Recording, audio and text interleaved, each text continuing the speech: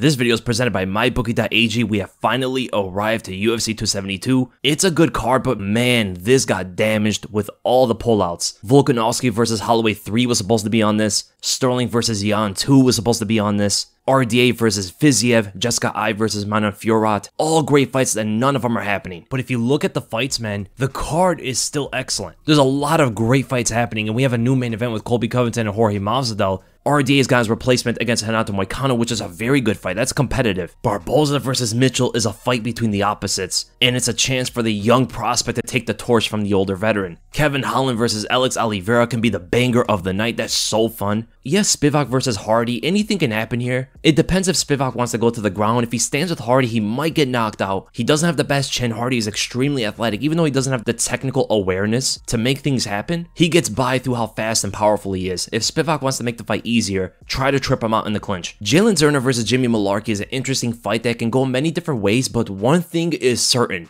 That fight is ending with a finish. There's only one decision win between the two. The UFC did a good job of putting that as the featured fight on the prelims. Marina Rodriguez versus Xiaonan is a great fight. Marina Moroz and Maria Agapova do not like each other. This is a bit of a grudge match where I think Moroz kicked Agapova out the gym and they had a bit of history together. But what I'm going to say is the early prelims are going to steal the limelight of the card. Look how good these fights are. Brian Kelleher versus Umar Nurmagomedov, one of the biggest prospects in MMA right now. Umar really going to show up against the veteran here. And Brian Kelleher brings a fight, man. He's always looking for the finish, whether it be on the feet or on the ground. Tim Elliott versus Tagir Ulanbekov is another great fight as well, very similar to Kelleher versus Nurmagomedov. Tagir is a young prospect. He's huge for that flyweight division. Tim Elliott has been around. He's fought the who's who. Those are two great matchups in the early prelims. Devontae Smith versus Ludovic Klein, a fight that's going to end by a knockout, 100%. These two guys have insane power in their hands. It is a bit of a bummer to see Devontae Smith on the early prelims. He has such a fan-favorite style, but I hope he does show up on that fight. And then you have Mikhail Alexiachuk versus Dustin Jacoby. Again,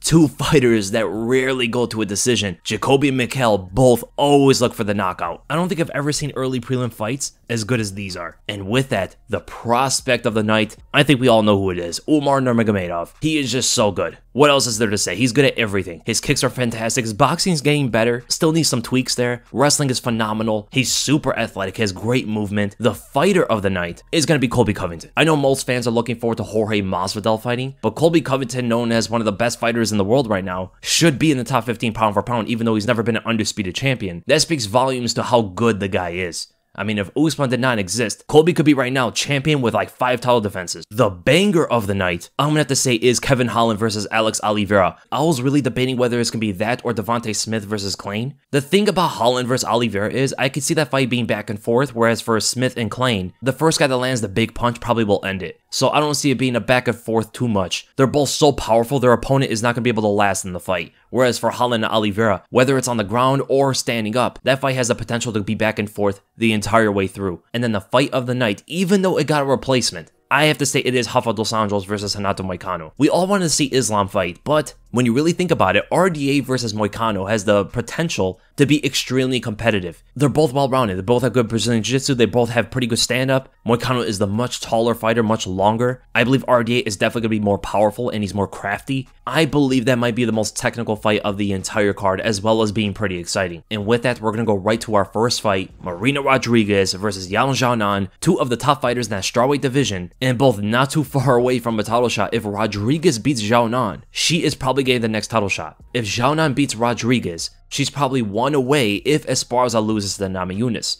Now, these two fighters are different in complexity. Rodriguez is a lot more complicated as a fighter. She throws many more things out there, right? She's so versatile. Not the best takedown defense, but definitely getting better these days. She's technical in the clinch. She's technical on the stand-up, close, and far range. Actually, one of the only fighters in that strawweight division that's good at every range.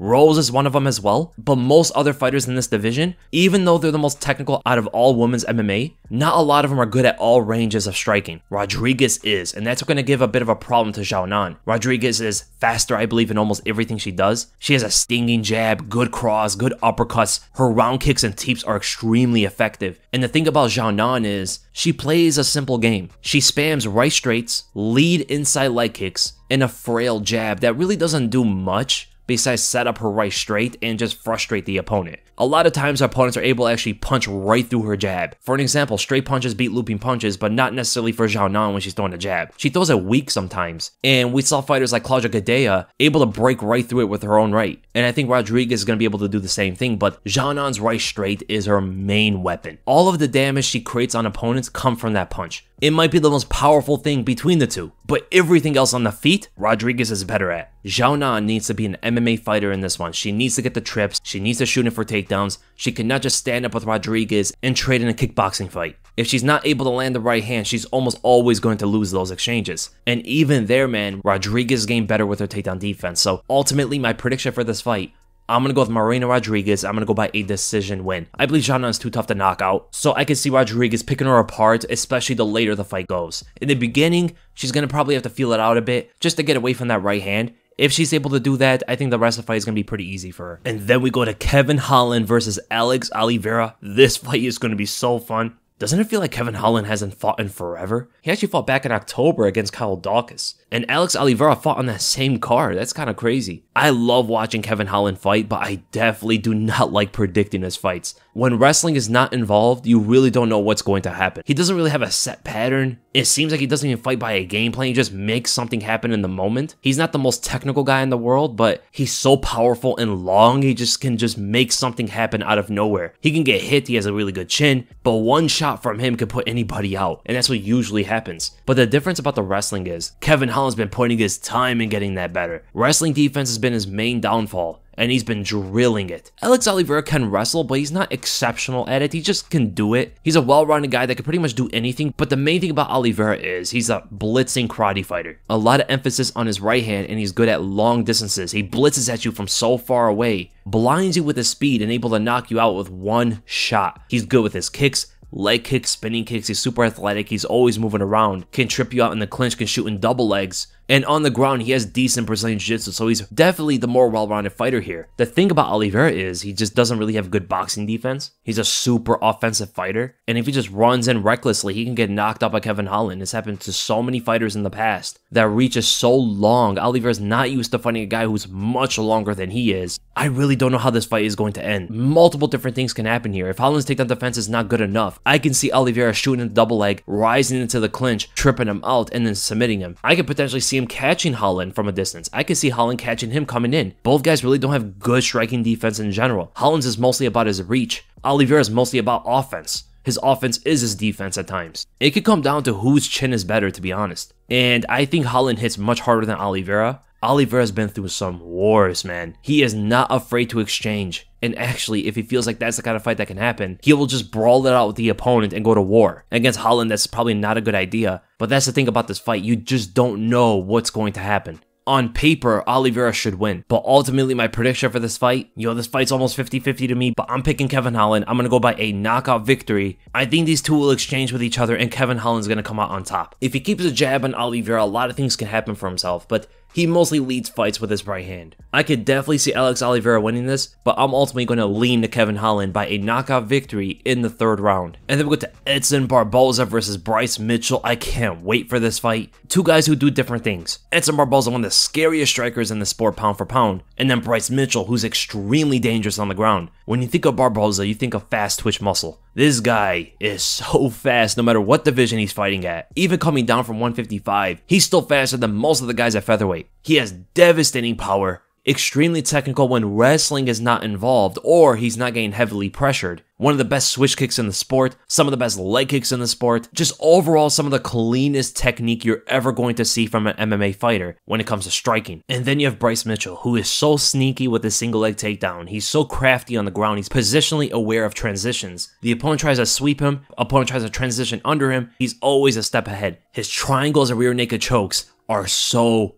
dangerous, man. But there's one issue I see immediately in this fight. Bryce Mitchell might be too small to hold Barboza down. or even get him to the ground, because Barboza has good takedown defense in general. When you look at the guys who has taken him down, it's guys like Kevin Lee and Habib. Makwan Amirkhani took him to the ground a few times, but ultimately didn't have that much positional control over Barboza. Most of the other guys could not hold this guy down at all. And Bryce Mitchell isn't the best wrestler. He's sneaky with his takedowns. He gets it out of nowhere. He'll play with you on the feet a bit. He'll throw some side kicks, he'll throw some hook kicks and stuff, threaten you with an overhand right. Doesn't really have much power or speed to what he does on the feet, but then the single leg comes out of nowhere and he drags you to the ground. He might be too small against Barboza. Barboza's a huge guy for this weight class. He's so strong. He's faster than Mitchell. Mitchell cannot handle him on the feet at all. Where Bryce Mitchell can absolutely take over the fight is if he catches Barboza trying to stand up or fakes a takedown and goes in for a choke. So ultimately, my prediction for this fight, I'm going to go with Edson Barboza, and I'm going to go by a decision victory. I think Mitchell might show how durable he is in this fight. The leg kick's going to be devastating. The body kick's going to be there. He's going to get peppered by a jab and left hook constantly. And really all Barboza has to focus on are those single leg takedowns. Sometimes the double legs and trips in the clinch. And then we go to the co-main event. Rafael dos Anjos versus Renato Moicano. Probably the most well-rounded technical fight on the entire card. Instead of fighting Rafael Fiziev, he's fighting the guy that Fiziev knocked out. And that could turn off a lot of people about this fight, but styles make matchups, and this is a very different kind of fight here. I wouldn't say it's as good as Rafael Fiziev, but Renato Moicano has good Brazilian Jiu-Jitsu, he has solid takedown defense, he has great takedowns on his own right, and definitely going to try to exploit those against RDA, knowing that RDA doesn't really do too well against wrestlers. And Moicano has really good top pressure, he's good at transitioning, but also Moicano isn't much of a wrestler, and he's not that big, right? RDA, I believe, is the bigger fighter here, where RDA was getting taken down by guys like Colby Covington, Michael Chiesa, Kamaru Usman, etc., these big guys in the welterweight division. When he fought someone like Kevin Lee, who's around RDA's size, the wrestling was very even though RDA isn't a wrestler like Kevin Lee is. So I could definitely see it difficult for Renato Moicano to take RDA to the ground, or at least getting the better of him in the wrestling exchanges. On the feet, Moicano's getting better with his hands for sure, but RDA is so defensively sound. He's so just well-rounded in the stand-up. Could kick his legs, kick his body constantly. The pullback left straight is always on point. His jab is going to be such a disruptor against Moicano, and he's potentially going to try to take Moicano to the ground as well. RDA is so hard to shake off when he gets on top of you. His BJJ is so high level, he knows everything you're going to do from the bottom. And the main problem with Moicano is he waits a lot. He doesn't pressure that much, and that's not how you want to fight RDA at all, right? Look what RDA did to someone like Anthony Pettis, who's so much trickier on the back foot. They're so much trickier when he waits for opponents compared to someone like Moicano. Look what he was able to do with Benson Henderson. Look what he did to Robbie Lawler. These guys are in a different league than what Moicano does with his own style. There's going to be a lot of left straights from RDA. There's going to be body shots, there's going to be leg kicks. The jab can really get in the way of a lot of what Moicano's trying to do, and ultimately, Moicano might be on the back foot for the entire fight, making takedowns a lot easier for RDA when he mixes up with his striking. So ultimately, my prediction for this fight, I'm going to go with RDA, and I'm going to go by a decision win. I think he wins every round 10-9. And then we finally go to the main event. Colby Covington versus Jorge Masvidal. The bad blood feud finally is going to get resolved. Friends turn enemies. We've never really seen something like this happen besides Chuck Liddell and Tito Ortiz. You could also include John Jones and Rashad Evans, but it was more like mentor and student than close friends. This is that next step, except for the fact that these two guys are coming off losses to the champion, not only one, but two. Colby was a lot more competitive than Jorge was, and Jorge suffered the first knockout loss of his entire career, and we have no idea how he's going to return after that. Is his chin flimsy? How is his confidence going to be in there with Colby? Colby lost to Usman, but those were close fights. Not much confidence or loss coming off of those. Right, he even went out and hurt the champion with one of his shots, and could have been the first guy to ever take the guy to the ground. So there's a very different dynamic between the two fighters coming off their losses. Right, Colby's still considered one of the best fighters in the world, whereas Jorge, in a lot of people's eyes, have fell off from those losses. And what we know about these two is they were long-time training partners, and it's not like Ngannou and Cyril Gane, where they train with each other for like a year or something. These guys were training with each other for so many years, they even lived with each other. They have so much knowledge of each other's game, and everybody mentions, even Jorge admitted himself,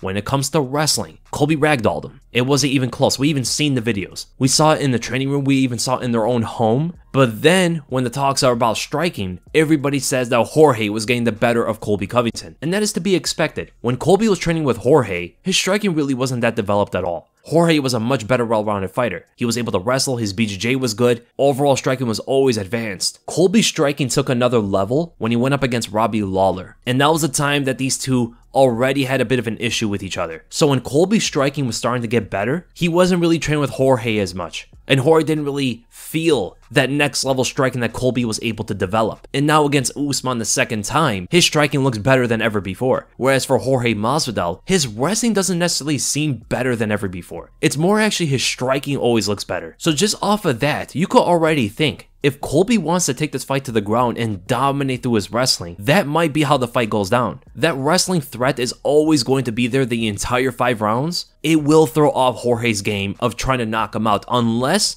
he's able to find a shot to intercept the takedowns. Kind of how he did against Ben Askren, but many different moments throughout the fight. Right? Uppercuts, knees, kicks, fade off and throw some shots and stuff like that, or even try to submit him. I believe that Jorge is the better BJJ fighter for sure. So he could potentially try to submit Colby off of his back or going to the ground from the takedown, right? Guillotines and triangles and stuff. I just do not see Jorge stopping the takedowns. I just don't see it happening at all. There's such a big gap in the wrestling, but compared to the striking, it's a little bit different. I don't think it's that far apart. Yeah, Jorge's a lot cleaner. He's more powerful. He might be faster to the punch. His defense is overall better. His offense is overall better. But Colby makes things work, mainly because he has that wrestling threat. And not only that, Colby's kicks are nice. His head kicks, his body kicks, they're all solid technique, and they're going to be in opposite stances. Colby, I believe, is going to have the advantage throwing his left straight off the outside foot. And his wild combinations moving forward, he has to put a halt to that. Don't get too wild against someone like Jorge. It's not the same when he does it against Kamaru Usman. Usman could be pretty sloppy in some of his boxing, but Jorge is not. He's going to be able to pick out those openings faster than Usman can. Instead of going wild with the hands like that, he could ultimately fake like throwing a left overhand or right overhand and then go under for the takedown instead. This is the difference between the two. He couldn't do that to Usman necessarily. Usman didn't care about his wrestling at all, and we saw that in the fight. There were takedown feints, and Usman didn't even react. Jorge is going to have to react, and that could open up shots up high,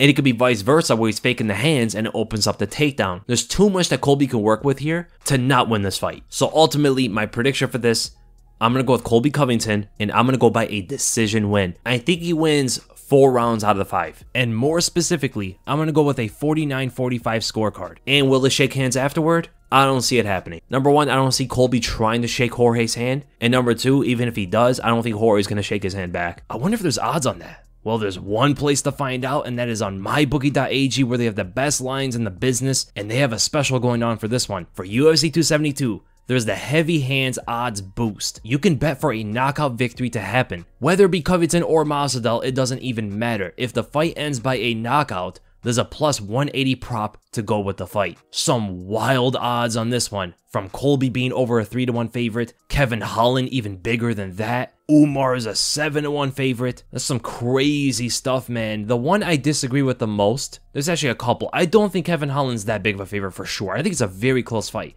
I also think Barboza should be able to beat Mitchell. Those are the two I disagree with the most. But everything else seems pretty spot on. Actually, Marina Moroz is a big underdog against Agapova. That one I think can go either way. Agapova can be pretty cocky in her fights and get into bad positions because of that. And Moroz is really good at capitalizing on positions. So that is an interesting one. Another interesting thing to see here is Masvidal to win by a first round finish is more unlikely than Covington finishing him in the first round. Covington winning in the first round is plus 650. For Masvidal, it's plus 900. I think it's the other way around. If Masvidal is going to win the fight, I believe it's earlier the fight is because Masvidal has shown in the past to gas out a little bit as the fight is going on. And even Covington winning by a knockout is more likely than Masvidal winning by a knockout. I definitely do not agree with that. But everything else I pretty much agree with. And remember, you can always go with a parlay. Just line up fighters that you think are going to win to multiply your earnings. And remember, use the promo code to activate the deposit bonus. MyBookie will match up your first deposit all the way up to $1,000. You put in 50, they give you another 50. You put in 100, they give you another 100. You put in 700, they'll give you another 700. Just use the promo code WEASEL. That's WEASLE to activate the offer. And remember, just go to mybookie.ag. And that's the end of the predictions, guys. I hope you guys enjoyed it. It's going to be an interesting card. And I'll see you guys in the next video.